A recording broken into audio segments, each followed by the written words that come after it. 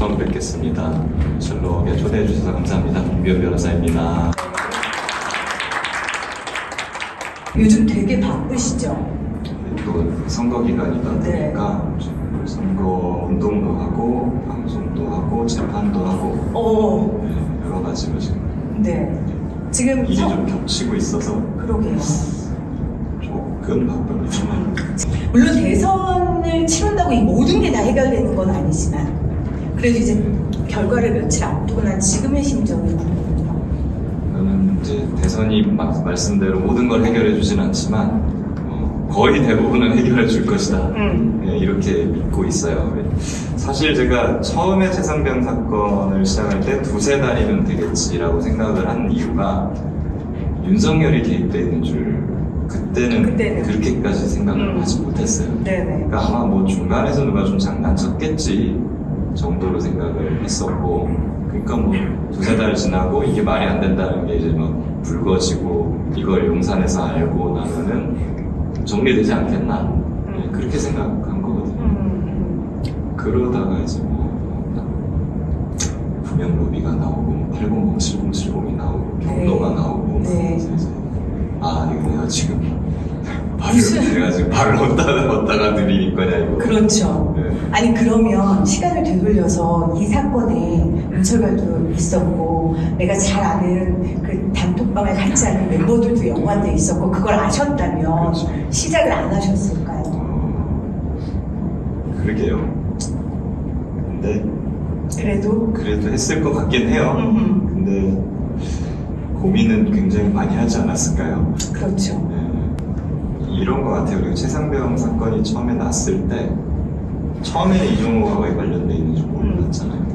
그래서 이거를 처음에는 그냥 왜 이런 일이 일어났지라고 좀 찾아보니까 너무 말이 안 되는 거예요. 그래서 이거를 그 당시에 제가 변호사 홍보용 유튜브를 하고 있었거든요. 거기에다가 그냥 제가 좀 이거 말이 안 된다라고 제가 다루는 영상을 올렸죠. 그거 보고 이제 연락이 오더라고요. 박정대를 아는 사람들이. 네. 그래서 제가 그 집회까지 나가서 도와드리게 됐고 법적으로 뭐 자문을 해드리면서 그렇게 인연을 맺게 됐는데 그때까지만 해도 약간 자원봉사하는 그런 느낌이었어요. 근데 이제 생각보다 이 사건이 굉장히 크고 이렇게 되면 근데 박정훈 대령은 진짜 억울하겠다. 그런 생각이 드는 거죠. 그러니까 거기서부터 조금씩 박정훈 대령한테 더 이게 연민이랄까 그런 감정이 계속 들기 시작했던 것 같고요. 네. 그래서 어느 순간에서부터는 그냥 박정훈 대령을 돕자, 어떻게 되든지 그냥 그렇게 생각을 했던 것 같아요.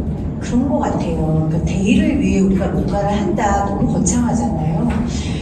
한 사람을 위해 그냥 내가 눈 감을 수 없는 그 한 사람의 인생이 마음에 걸리면 그것들이 쌓여서 결국은 오르기를 가게 하는 것 같아요. 그런 사람을 잘 대하고 귀하게 여기는 그 마음들이 모여서 지금의 변호사님의 선택을 만들지 않았을까 그런 생각이 좀 듭니다. 그리고 한편 이런 것도 있었어요. 이종호 대표는 저를 되게 사실 많이 챙겨줬거든요. 그리고 관계도 박정훈 대령 좀 돕기 시작하면서도 저는 한 두세 달 정도 하고 말 거라고 생각했었으니까 처음에. 그래서 이종호 대표하고 완전히 단절하겠다는 생각도 사실 처음에는 안 했어요. 통화도 많이 하고 또 친하게 지냈거든요. 그러니까 그 사람이 뭐 박정훈 대령 왜 자꾸 뭐 쫓아다녀? 거의 농담식으로 얘기를 저한테 얘기하기도 하고 왜 자꾸 파란 당으로 가려고 그러냐, 빨간 당으로 와라, 뭐 이런 얘기도 하니까 뭐 지금이야 뭐 잘 박정훈 대령 돕고 있지만 이게 끝나고 나면은 또 그럴 수 있고 다시 또 이종호 대표랑도 잘 다시 지낼 수 있지 않을까, 뭐 그런 생각도 했던 것도 사실이죠.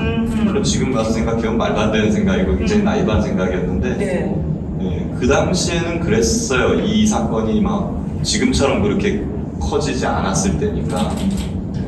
사실 이종호 대표가 얘기했을 때도 이게 뭐 대통령이 아주 깊이 개입할 정도라고는 제가 그때는 예상을 못했어요. 그냥 또 밑에서 이렇게 말 들어가니까 그냥 저 한마디 해가지고 이렇게 정리한 거겠지 이렇게 생각했는데 파면 팔수록 점점 더 깊은 개입 증거가 나오는 거예요.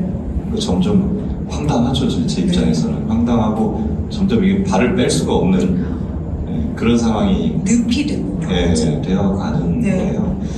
그러면서부터 이제 어느 순간부터는 그냥 이미 돌아가기에는 너무 멀리 와버렸다. 지금 이재명 그 대선 후보는 일단 그 최상병 특검 하겠다라는 얘기했고 해병대 준사군 체제로의 개편 추진을 이제 약속을 했습니다.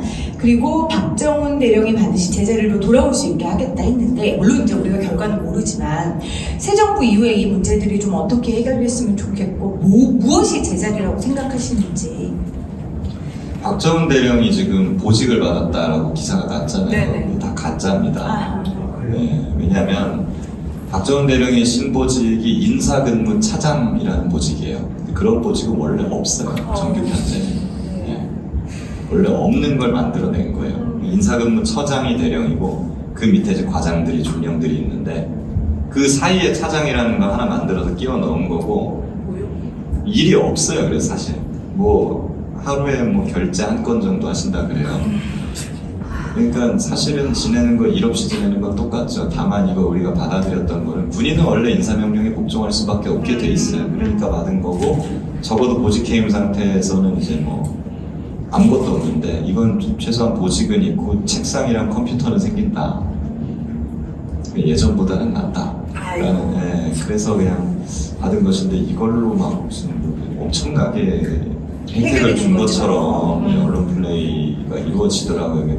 참 좀 지금 와서는 그냥 안타깝기도 하고 그렇기 때문에 저희는 기본적으로 이거를 원위치로 회복시키는 거는 이게 돼야 된다고 보고 있어요. 일단 박정훈 대령이 원래 보직이었던 해병대 수사단장직으로 복귀를 해야 됩니다. 네. 그래야 되는 거고 항명 사건 무죄 확정이 되든지 아니면 공소 취소나 항소 취소를 해갖고 재판 없애주든지 해야 되고 징계 때렸어요. 박정훈 대령에 대해서 이것도 자기들 취소를 해줘야죠. 네. 보직 해임 건도 취소를 해줘야 됩니다. 이게 다 이루어져야지만 원위치다라는 걸 좀 강조드리고 싶습니다. 네. 최상병 유족들과도 뭐 만나시거나 통화를 하시나요? 가끔씩 소통을 하고 있습니다. 그 장면이 아직도 잊혀지지가 않아요. 그 어렵게 얻은 아들이고 어머님의 절규가 이 질문이 가장 미련한 질문인데 그래도 어떻게 지내시는지 지금 이 사태를 어떻게 보고 계신지도 좀 궁금해요. 이분들하고 소통을 할 때마다 굉장히 조심스러워요. 사실은 아직도 충격에서 완전히 헤어나지 못하시고 계시고 특히 어머님 같은 경우에는 더 그렇고요. 그리고 여전히 지금 임성근 사단장에 대한 어떤 적개심이랄까 굉장히 강력하시고 왜 처벌이 안 되느냐 그런 생각이 굉장히 강하신데 이 두 분이 다 공무원 출신이세요.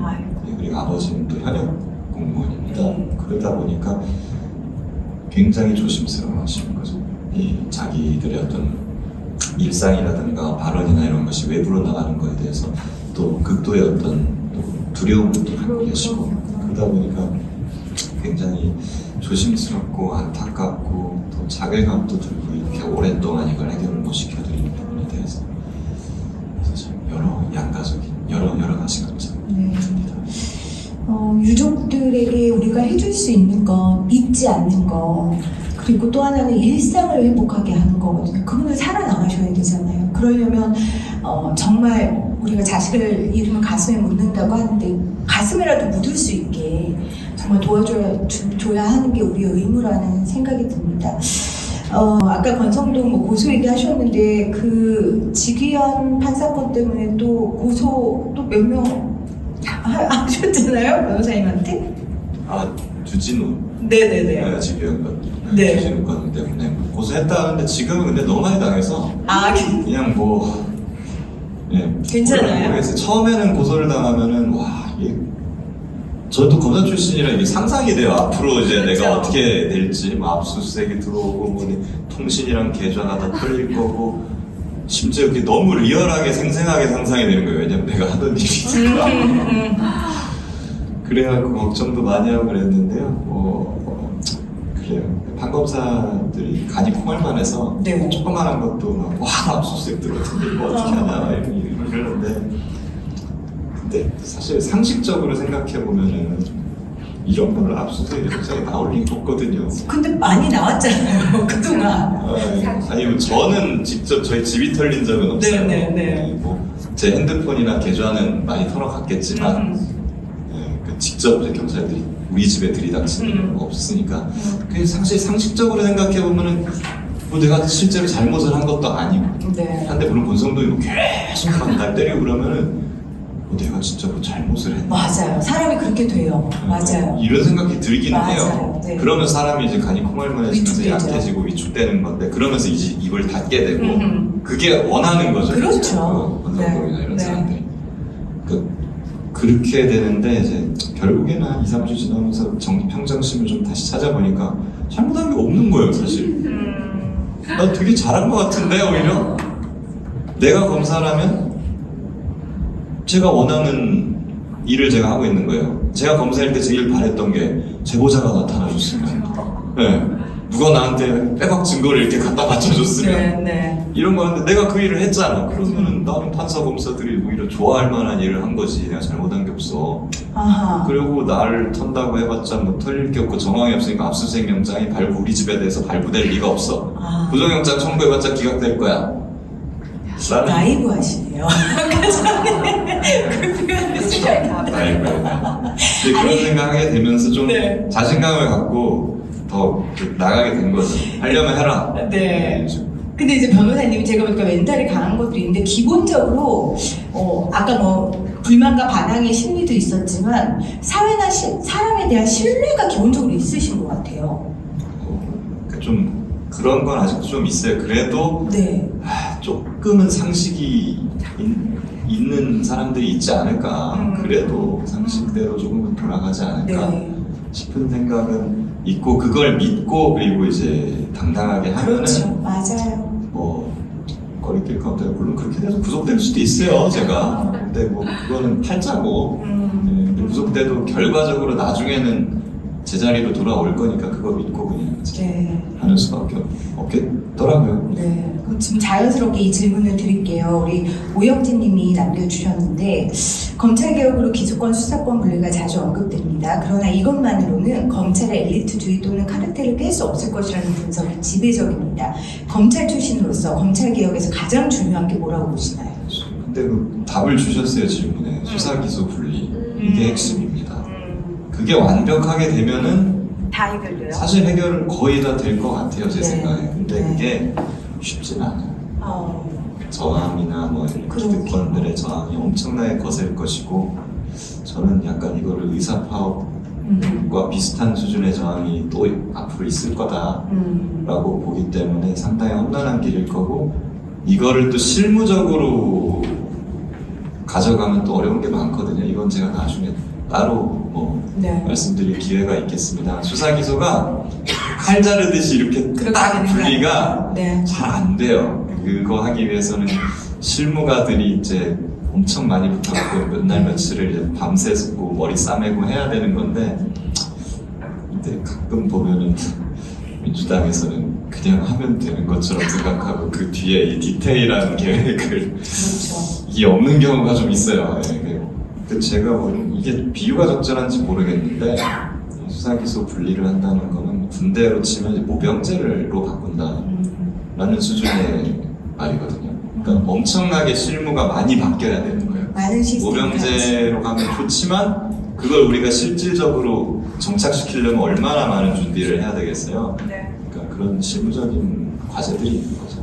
공수처의 존재 이유와 효용 가치에 대해서 많은 분들이 의문을 갖습니다. 변호사님 생각은 사실 공수처 하면 제가 할 말이 굉장히 많아요.